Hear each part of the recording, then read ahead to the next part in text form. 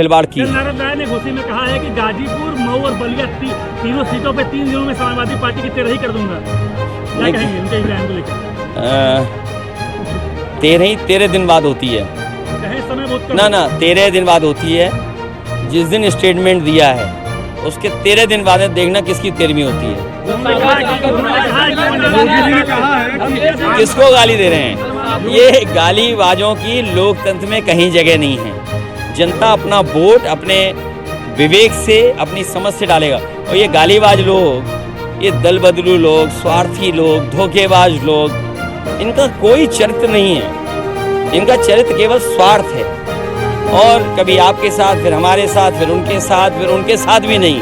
मैं आपसे कह रहा हूँ, इंडिया गठबंधन की सरकार बनेगी, आप देखोगे सबसे पहले कौन भागेगा? कौन भागेगा? नहीं, हम तो नहीं लेंगे, लेकिन वो प्रयास तो करेंगे भागने का। ये स्वार्थी लोग हैं।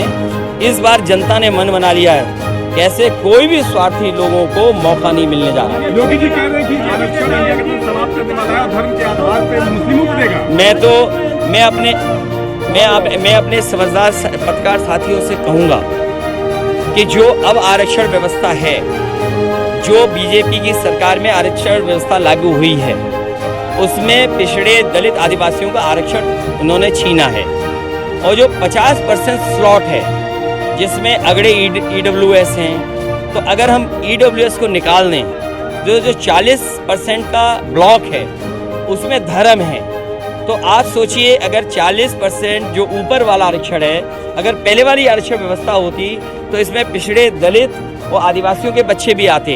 उनको अपनी सीमा में रोक दिया है। तो आप बताइए, धर्म के आधार पर आरक्षण किसने किसको ज़्यादा दिया है? तो ये बीजेपी ने जो ये व्यवस्था लगाई है, सही मायने में पिछड़े दलित आदिवासियों का आरक्षण छीना है।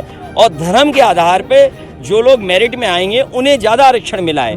तो जो लड़ाई है वो लड़ाई है कि जो आबादी में ज़्यादा हैं उनको आरक्षण कम मिल रहा है, और जो आबादी में कम है उन्हें आरक्षण ज़्यादा मिल रहा है। पहले योगी जी आए थे, घोषित सीट पे भूमिहार और राजभर जो चल रहा है मामला, इस पर क्या कहेंगे? पॉलिटिक्स में क्या कहेंगे? इन PM, CM, राज्यपाल, मंत्री और कई उपमंत्री, गृह मंत्री और बिजली मंत्री, तमाम मंत्री हैं। अच्छा, बिजली मंत्री से पूछो, पूरा प्रदेश अंधेरे में है। कश्मीर में आतंकवाद, अरे सुनिए, पूरा प्रदेश अंधेरे में है।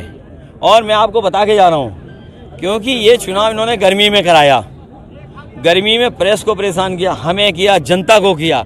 गर्मी की वजह से भी हारने जा रहे हैं। इनकी जो अहंकार की गर्मी है, ये अहंकार का जो बुखार है, इस बार जनता अपने वोट से उतार देगी। 2 दिन पहले योगी जी आए थे, उन्होंने मन से कहा कि जनता डरो मत, माफिया मिट्टी में मिल चुके हैं। देखिए, अभी सोनभद्र के मेरे अपने पत्रकार साथी, सोनभद्र की मीटिंग के बारे में आप पता कर लो, वहाँ का वीडियो मंगा लो, फोटो मंगवा लो।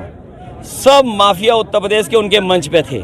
और सुनने में तो आ रहा है कि सब माफियाओं को बनारस काशी लोकसभा में जिम्मेदारी दी गई है कि जाइए वोट बटोरिए, कुछ बांटिए, फिर वोट बटोरिए।